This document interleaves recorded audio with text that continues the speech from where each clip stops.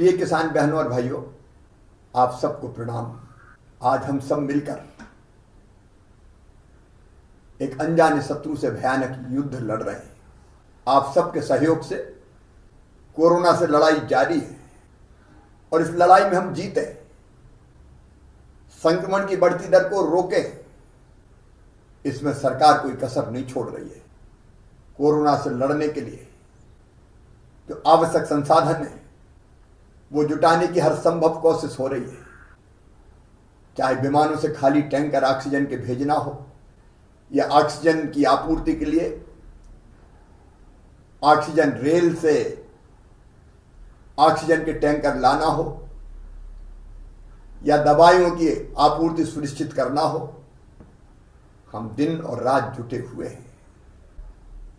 आप सबका सहयोग मिल रहा है। विशेषकर किसान भाइयों में आपको धन्यवाद देना चाहूंगा। कोरोना से लड़ाई हम जीतेंगे तब जब संक्रमण की चैन को तोड़ देंगे। और मध्य प्रदेश के अनेकों गांव ने एक फैसला किया, अपने अपने गांव में कोरोना कर्फ्यू लगाने का फैसला। ये कोरोना कर्फ्यू मतलब जनता कर्फ्यू, जनता का, जनता के लिए, जनता के द्वारा। और गांव ने तय कर लिया कि कोरोना को हराना है, संक्रमण की चैन तोड़ना है, तो हम अपने गांव को बंद करेंगे। हम गांव के बाहर नहीं जाएंगे। कई गांव ने बाहर बैनर लगा दिए, कई ने द्वार बना के रोक दिया। अगर सामान की जरूरत होगी तो गांव के 2-4 लोग तय कर दिए, वो जाएंगे, लाएंगे और सामान की आपूर्ति करेंगे। गांव में अगर कोई बाहर से आ रहा है तो पहले उसकी जांच होगी, इसके बाद ही वो गांव में प्रवेश करेगा।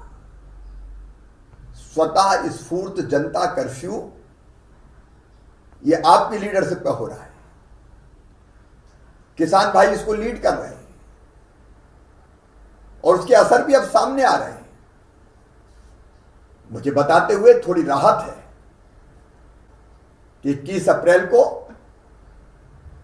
एक्टिव केसेस के मामलों में देश में मध्य प्रदेश का नंबर 7वां था, अब बढ़कर 11वां हो गया है। प्रदेश का पॉजिटिविटी रेट अब लगातार कम हो रहा है। जो 25 तक कभी पहुंच गया था वो अब घट के 21.5% तक आ गया है। कल तक एक्टिव केस लगातार बढ़ रहे थे, अस्पतालों पर बोझ बढ़ता जा रहा था, लेकिन अब यह राहत की खबर है कि 2 दिन से एक्टिव केस लगातार घट रहे हैं। 27 अप्रैल को 94,276 एक्टिव केस थे, वो अब घटकर 92,077 हो गए। थोड़ी राहत मिली है, लेकिन निश्चिंत होने की जरूरत नहीं है। ये कोरोना ऐसा शत्रु है कि कब क्या स्वरूप धारण कर ले इसका कोई ठिकाना नहीं है। इसलिए सावधानी जरूरी है। अपने गांव बंद रखिए। गांव के बाहर जब आवश्यक, अत्यंत आवश्यक काम हो तो जाए, नहीं तो नहीं जाए। उपार्जन के काम में भी केवल जिसका नंबर आया है, एसएमएस आया, केवल वही जाएगा। और जाएंगे तो कोरोना के प्रोटोकॉल का पूरा पालन करते हुए जाएंगे। जरा सी भी असावधानी रही तो ये कोरोना हम पे कब्जा करके कितना दुख देता है हम जानते हैं। इसलिए सावधान रहना है। मेरे प्रिय किसान बहनों और भाइयों, एक अपील और आपसे करना चाहता हूं। कई जगह शादी समारोह होते हैं, हमारी संस्कृति और परंपराएं धूमधाम से शादी करने की, लेकिन कोरोना को हराना है तो अभी हमें शादी टालनी चाहिए। कम से कम 15 मई तक हम ये तय करें कि हम अभी विवाह नहीं करेंगे अपने परिवार में किसी का, क्योंकि विवाह संक्रमण फैलाने का बहुत सशक्त माध्यम हो जाता है, परिवार का परिवार संक्रमित हो जाता है। और इसलिए मेरी अपील है, टाली जा सके तो शादी टालो, और बहुत जरूरी अगर है तो शादी में 10 से ज्यादा लोग नहीं होने चाहिए। ये मैं आपके लिए कह रहा हूं, आप सुरक्षित रहें, स्वस्थ रहें, इसलिए कह रहा हूं। पिछले साल भी हमने कोरोना काल में खरीदी करी थी, उपार्जन में देश में पहले नंबर पे हम आए थे। 1,29,00,000 मीट्रिक टन गेहूं हमने खरीदा था। लेकिन इस बार कोरोना की लहर का कहर पिछले साल से कई गुना बढ़ा है। फिर भी सरकार ने तय किया है, आप आश्वस्त रहना, किसान के उत्पादन का एक एक दाना खरीदा जाएगा। इतने भयानक संकट में भी खरीदी का काम जारी है। मैं उपार्जन के काम में लगे सभी बहनों और भाइयों को हृदय से धन्यवाद देता हूं कि उन्हें हिम्मत नहीं हारी, जान जोखिम में डाल के भी खरीदी के काम में लगे हुए। और उसी का परिणाम है कि 61 लाख मीट्रिक टन से ज्यादा गेहूं खरीदा जा चुका है। चना, मसूर, सरसों की खरीदी भी जारी है। उपार्जन का काम सावधानी से करना है, इसलिए थोड़ी देर हो सकती है, चिंता की जरूरत नहीं है। इंदौर उज्जैन संभाग में खरीदी की अंतिम तिथि 5 मई थी, लेकिन तब तक खरीदी संभव नहीं थी, इसलिए उसको बढ़ाकर अब 15 मई कर दिया गया है। प्रदेश के शेष संभागों में 25 मई तक यह खरीदी की जाएगी। मैं फिर आश्वस्त कर रहा हूं, एक एक दाना खरीदेंगे, चिंता मत कीजिए।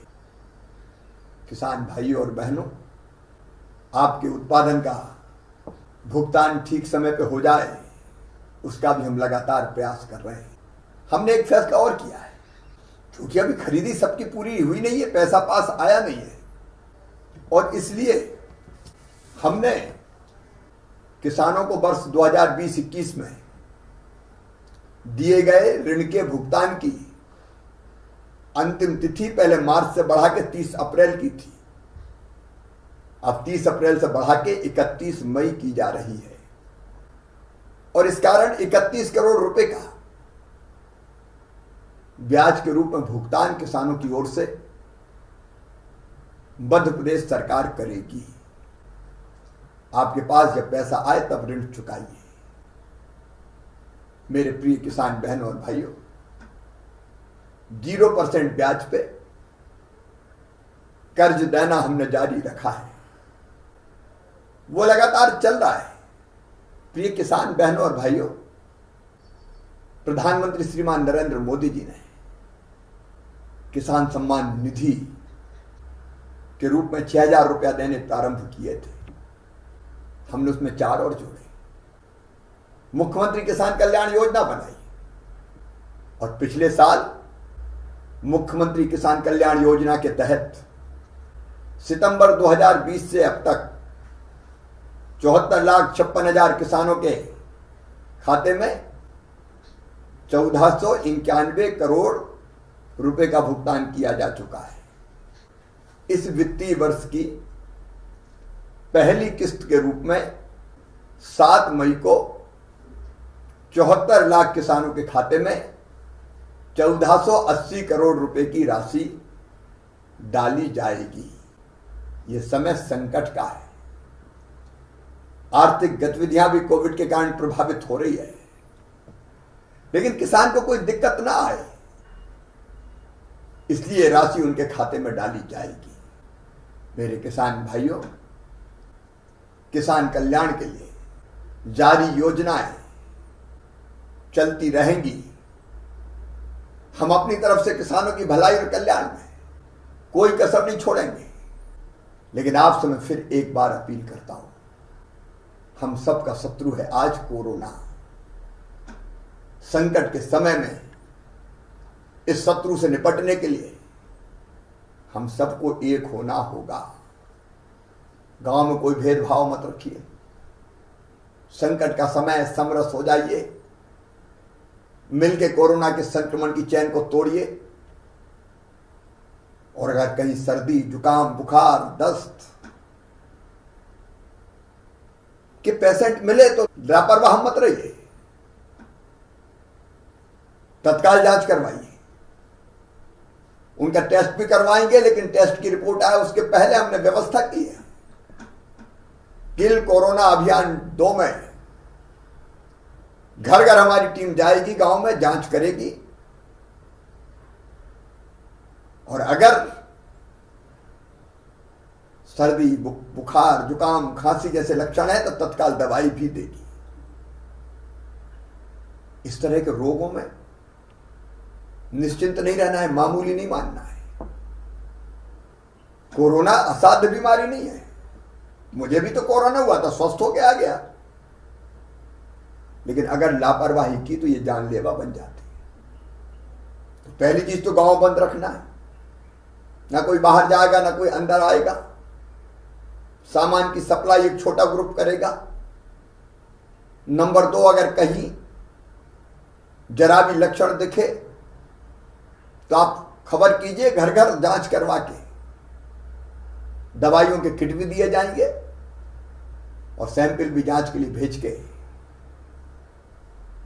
रिपोर्ट मंगवाई जाएगी। और अगर कोई कोरोना पॉजिटिव निकल गया तो भी ज्यादा चिंता की जरूरत नहीं है। अगर लक्षण ज्यादा नहीं है तो होम आइसोलेशन की व्यवस्था है। घर में अलग कमरे में रखिए। उनको मेडिकल किट निःशुल्क दिया जाएगा सरकार की तरफ से। दी जाने वाली दवाइयां हम एक पैम्फलेट देंगे, क्या करना चाहिए क्या नहीं करना चाहिए उन पेशेंट को। उनको कॉल सेंटर से फोन आएगा दिन में 2 बार कि उनका स्वास्थ्य कैसा और उनको क्या करना चाहिए। लेकिन इस दौरान परिवार उनसे अलग रहेगा। परिवार को अलग रखिए। मिलने जुलने का मोह मत पालिए, नहीं तो पूरा परिवार संक्रमित हो जाएगा। और मैं आपको जवाबदारी दे रहा हूं, यदि घर में जगह कम है तो कृपया करके पंचायत भवन, स्कूल भवन, कोई छात्रावास, वहां क्वारंटाइन सेंटर बनाए जा रहे हैं। जिले को अधिकार है, पंचायत को अधिकार है। क्वारंटाइन सेंटर बनाइए और वहां क्वारंटाइन कर दीजिए। भोजन इत्यादि की व्यवस्था वहां की जाएगी, सरकार करेगी। और जरा भी ऐसा लगता है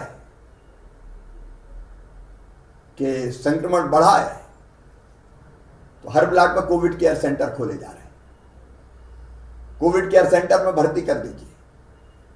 वहां डॉक्टर देखेंगे, चिंता करेंगे, और अगर जरूरत पड़ी तो ही कोविड केयर सेंटर से अस्पताल ले जाएंगे। होम आइसोलेशन में हमारे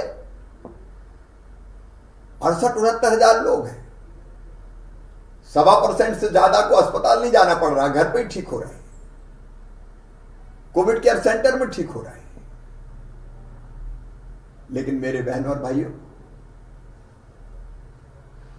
ऐसी नौबत मत आने दीजिए कि संक्रमण फैलता जाए और हम परेशान होते रहें।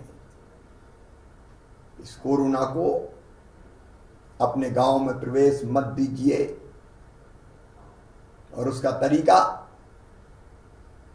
घर पे रहिए। कुछ दिन है ये हमारे संकट के, धैर्य और संयम हमने रख लिया तो हम कोविड को समाप्त कर देंगे। और लापरवाही की तो कोविड हम पे हावी हो जाएगा। आइए मेरे प्रिय बहनों और भाइयों, मेरे किसान भाइयों, अपने गांव को आप लीड कीजिए। कोरोना मुक्त गांव बनाइए। संक्रमण की चैन तोड़िए। भीड़ की कोई गतिविधि मत होने दीजिए। गाइडलाइन के हिसाब से व्यवस्थाएं कीजिए और व्यवस्थित रहिए। मुझे पूरा विश्वास है कोरोना हारेगा, हम जीतेंगे। वो दिन जल्दी आएगा। बहुत बहुत धन्यवाद।